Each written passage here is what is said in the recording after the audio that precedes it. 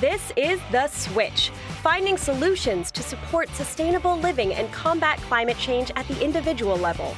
Brought to you by the Fur Bearers. I'm Mike Howie, and I'm joined today by Sam Ceci, a Dalhousie University student in Halifax who's leading the charge on a sustainability project to increase biodiversity in monoculture tree lots on campus with the help of a grant program. Welcome to the show, Sam. Hi, Mike. Thanks for having me. So we're talking about Hugelkultur, which is a fun word to say, not a fun word to spell because you need a little umlaut on it. But let's start at the beginning. How did you decide that this was a project worth focusing on to address this issue of monoculture tree lots? Absolutely. So I'm relatively new to the field of environment. And when I started my master's program last fall, I was speaking with my supervisor, Dr. Karen Beasley, about just things that I could do to advance my knowledge and my applicable experience in the field. And something she relayed to me was, go out and get experience grant writing. Let's try to get experience, making something happen with a funding opportunity. Mm-hmm. So I was on Instagram one day and I came across the Go Wild funding post from WWF Canada, and instantly I kind of thought, well, something that I know a little bit about and could write an application for is hugelkultur. I had some experience, at least in observing hugelkultur beds being created at the Rare Charitable Reserve back in Ontario. Mm-hmm. And so I thought, okay, well, I'll try and propose a hugelkultur bed for this application. And so Karen had advised that I meet with the Dow Office for Sustainability about where we could do this install. And one of the places that came up was the Sheriff Hall woodland. And when I did the walkthrough with them and arrived there, it became really evident that the hugelkultur bed would be the perfect site, or this location would be perfect for the hugelkultur bed because it was a relatively poor soil condition site and only a few trees and all of one species in the area. So the hugelkultur bed became this way of essentially us restoring the soil in that space to then be able to plant more diversity of vegetative species there. So that's kind of how it all started. And it's very cool because it's a great way to introduce biodiversity. And as we know, monoculture tree lots, which I believe was through no necessary fault of anyone, but have become very common in a lot of developed areas because we need to plant trees. We've got 10 of these, let's put them there. But it sort of ignores the rules of biodiversity. And using hugelkultur, as you said, also allows for you to build on ground where traditionally it would be extremely difficult to try and dig up to put in soil, or it simply wouldn't be possible. So areas with a lot of clay or stone. Could you explain a bit more about hugelkultur, which sounds like a fun dance move, and how it's actually going to help biodiversity? Yeah, absolutely. So hugelkultur is German in origin, and it roughly translates to mounded garden. Mm-hmm. So essentially what we accomplish with a hugelkultur bed is a raised garden bed that's made of different layers of organic matter. And the bottom layer is usually the really coarse material like tree stumps or really thick tree branches. And then as you move up in the bed, you get your more finer material. So grass trimmings or leaves from last fall, that sort of thing. Mm-hmm.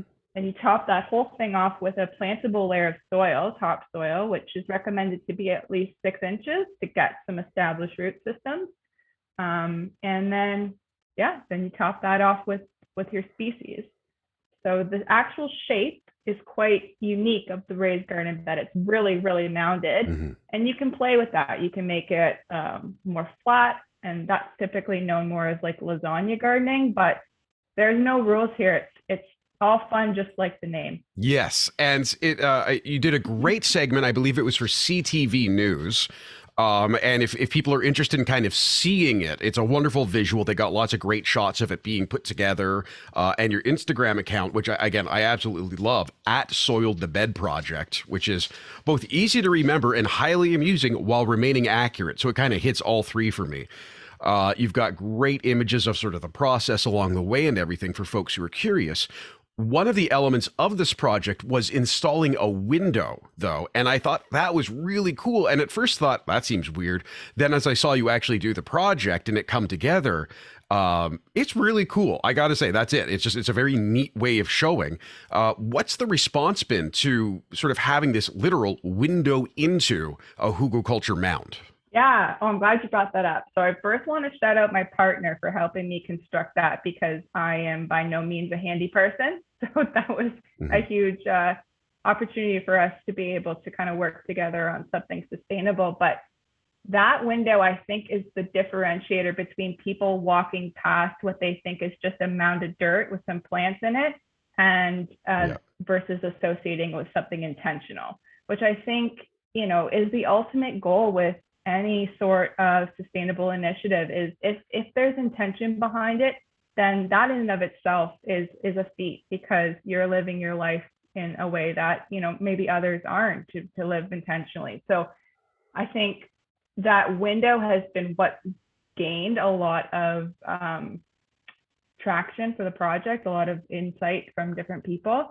I just had someone the other day reach out saying that they saw the bed and that they have some perennial native species seeds that they'd love to donate. So it's been a nice feature to the bed.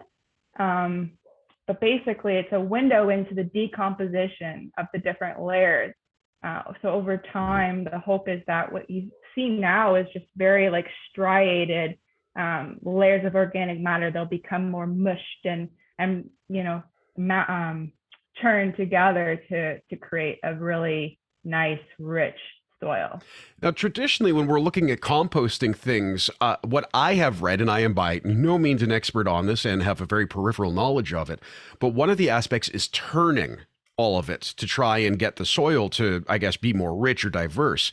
With this project, that doesn't seem like it's going to be possible. Is that a concern, or is that part of the design? Yeah, that's a really good question. And so I guess to start it, I'd bring us into like the setting of a forest ecosystem where you've got falling leaves. And if you're walking through the forest, you can kind of see like the pine needles and the leaves and maybe like a thin layer of soil all under your feet.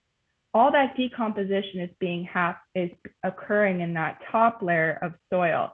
And the microbes and the organisms that live there are what's accomplishing that churning. The contact of the hugelkultur bed with the ground versus what you would see with a composting bin, where you're removed from that ground, is what helps those microbes or encourages those microbes to do their job of churning that organic matter.